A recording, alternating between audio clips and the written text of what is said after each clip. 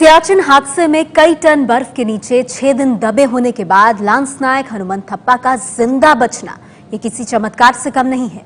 अटकलें कई हैं। हनुमंत थप्पा को जब बाहर निकाला गया तो उनका शरीर घुटनों के बल नीचे झुका हुआ था। ये योग की एक मुद्रा भी है और इसी के बाद सवाल उठ रहा है कि क्या हनुमंत थप्पा ने योग के जरिए खुद को बचाने की कोशिश की।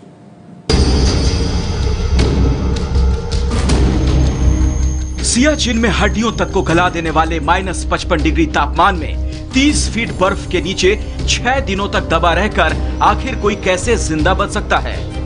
सियाचिन से लांस नायक हनुमंत थप्पा के बचाए जाने की खबर के बाद ये सवाल आपको भी हैरान कर रहा होगा। ये सवाल इसलिए भी खास है क्योंकि उस हादसे में हनुमंत थप्पा के अलावा बाकी नौजवान शहीद हो गए थे। मेडिकल साइंस के मुताबिक हनुमंत थप्पा जिस हालत में 6 दिन बाद जिंदा मिले उस हालत में आम इंसान 2 घंटे में ही दम तोड़ देता है। वैज्ञानिकों और डॉक्टरों के पास इसका सीधा जवाब तो नहीं है, अटकल भर है। वो ये कि बर्फ का पहाड़ जब भारतीय चौकी पर गिरा तो हनुमंत थप्पा जहां थे वहां शायद एयर पॉकेट बन गया हो, जिससे बर्फ में 35 फीट नीचे दबे होने के बावजूद हनुमंत थप्पा को सांस लेने भर का ऑक्सीजन मिलता रहा होगा।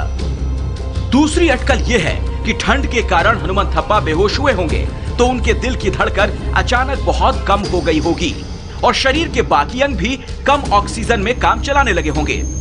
मेडिकल साइंस में इस हालत को कार्डियोप्लेजिया कहते हैं। वैज्ञानिकों की माने तो इस हालत में भी 6 दिन तक बचना नामुमकिन है। एक संभावना यह भी जताई जा रही है कि हनुमंत थप्पा ने शायद योग के तौर तरीकों से हादसे के बाद खुद को बचाने की कोशिश की होगी। एबीपी न्यूज ने इस नजरिए से पड़ताल की कोशिश की तो योग के जानकार इसे सही ठहराते दिखे।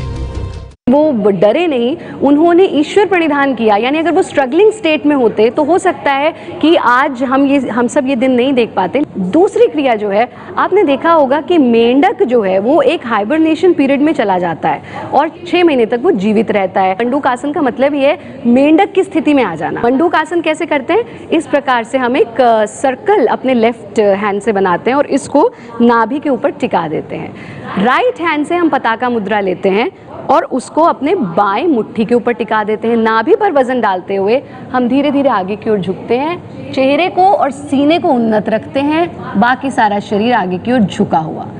इसका यदि हम नियमित अभ्यास करते हैं तो जैसा मैंने कहा कि जो मेंढक की प्रवृत्ति है उस प्रवृत्ति तक भी हम पहुंच जाते हैं। साथ में शव आसन में हम अपने शरीर को बिल्कुल ढीला छोड़कर पंजे से लेकर के टॉप ऑफ द हेड तक ये महसूस करते हैं कि मैंने अपने एक एक अंग को पूरी तरह से शिथिल छोड़ दिया है। उन्होंने जो कूर्म आसन की स्थिति ली वो हम कैसे लेते हैं? हमारी जो नाभि है, नेवल है, उसके दोनों तरफ हम अपनी कोहनियों को टिका देते हैं और धीरे धीरे आगे झुकते जाते हैं। इस प्रकार से इस स्थिति में नॉर्मल ब्रीदिंग के साथ हम यथा सामर्थ्य रुक सकते हैं, कितनी भी देर कंफर्टेबली रह सकते हैं।